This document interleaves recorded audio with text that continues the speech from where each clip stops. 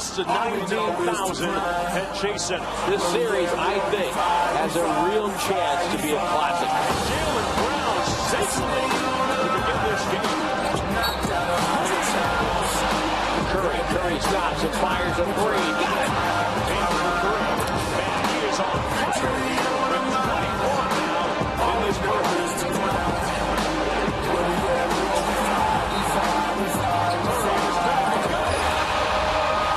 The Warriors looking like they're starting to put together one of those active, prolific third quarters.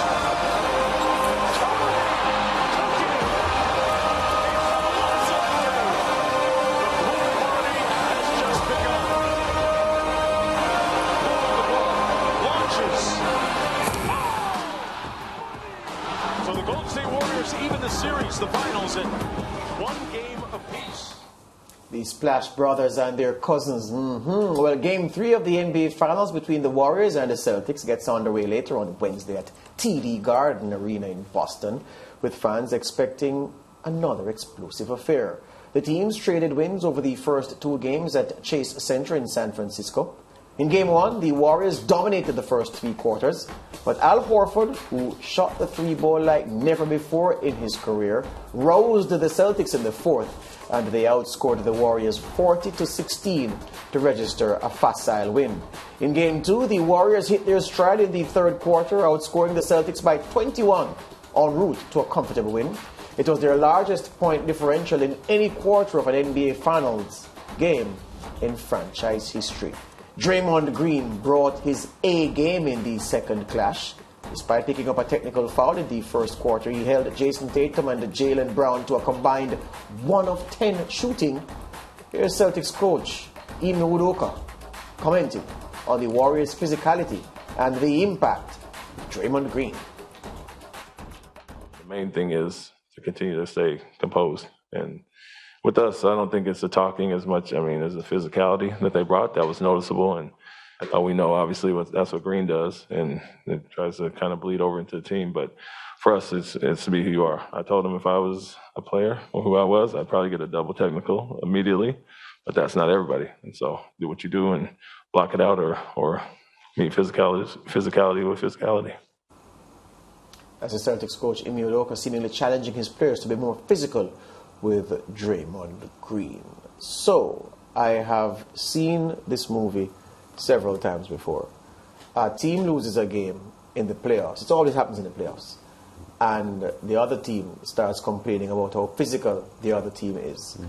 And they say, well, it's not as if we are complaining. We're just saying that, the other team is physical and, we're not saying they're dirty. We're just saying that they're aggressive and overly physical, because they're sending a message to the refereeing crew. They want the referee to help them. They want the referee to start whistling for certain calls that they felt the referees have been lenient with so far in the series. And the Celtics have resorted to that tactic very, very early. Yeah, desperate times call for desperate measures. And I say that because, what I've noticed from the Celtics and how they've been playing in this playoff series, George and Lance, is that once they don't control the game from very early and, the Golden State Warriors pick up their momentum, the Celtics seem to be all over the place because they have the control for the first two quarters.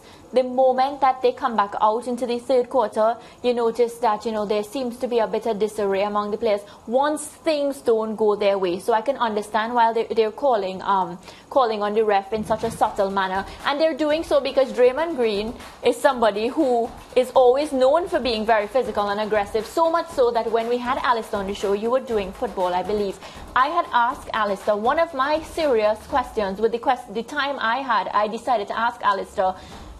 And I said, Alistair, this is not a joke. Do you think Draymond Green is going to get ejected by the end of the series? And I genuinely wanted to know what he thought about it, because I get the sense that, Draymond is a good target. So the Celtics are just playing mind games, as you said, with the referee. Tonight's match, though, I'll have to say that I'm expecting the Celtics to lose. And I'm saying that because, and I want the Celtics to win it. I keep saying that. I think they'll lose because the momentum is with the Golden State Warriors. Steph is playing, having the time of his life right now. And of course, looking at the numbers and the Celtics record at home, not good.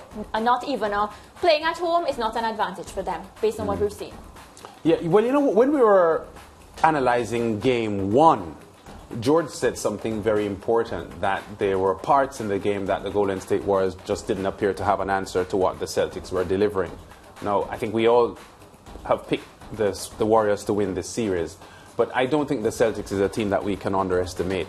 In the conference finals, I had expected initially the Heat to beat them, but after 2 or 3 games, it became evident to me that the Celtics were going to win the series. So this Celtics team is not a team that I want to put a ceiling on. And I still think the Warriors will win the series, but it's very hard to predict how the momentum of the game will go. And as you just alluded to, Marah, sometimes it's the momentum of the game that decides how well the Celtics do or don't. Thing is this, all of that is true. One of the key differences, though, is that if you are going to score the bulk of your baskets from inside the circle, inside the arc, inside three-point land, you're not going to beat the Celtics in any 7-game series. And it's what happened to the Bucks because they lost Chris Middleton.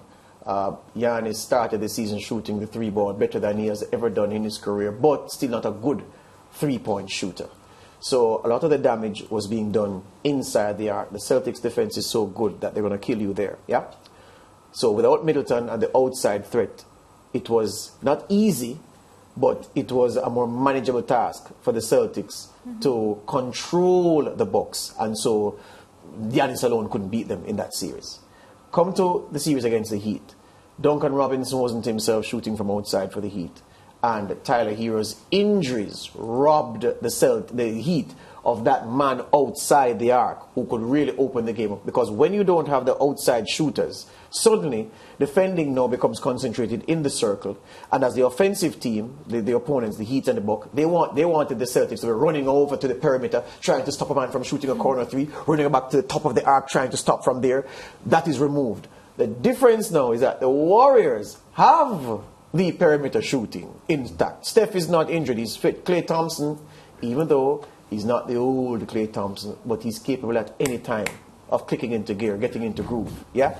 And before you know it, he can put 21 points up from 7 shots because those are 7 threes. Yeah?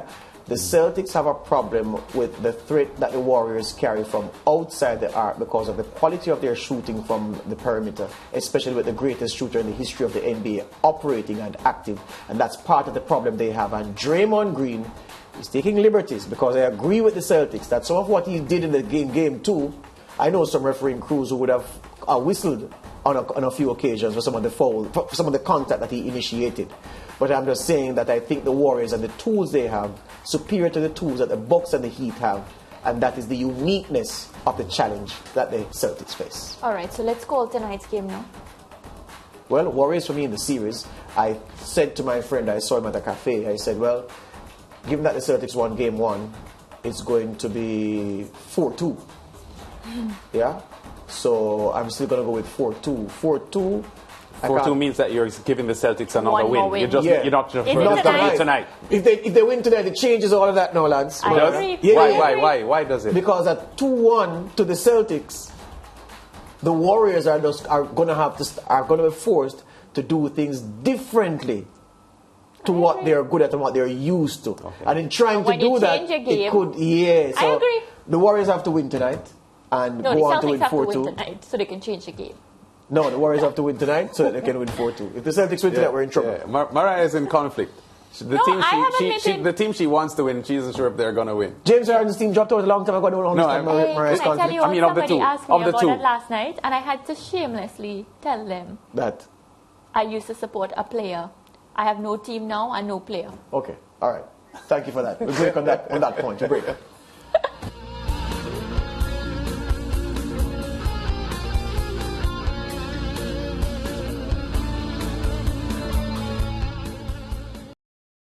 Thank you for watching Sportsmax on YouTube. Don't forget to like, share, subscribe, and to click the notification bell to stay informed.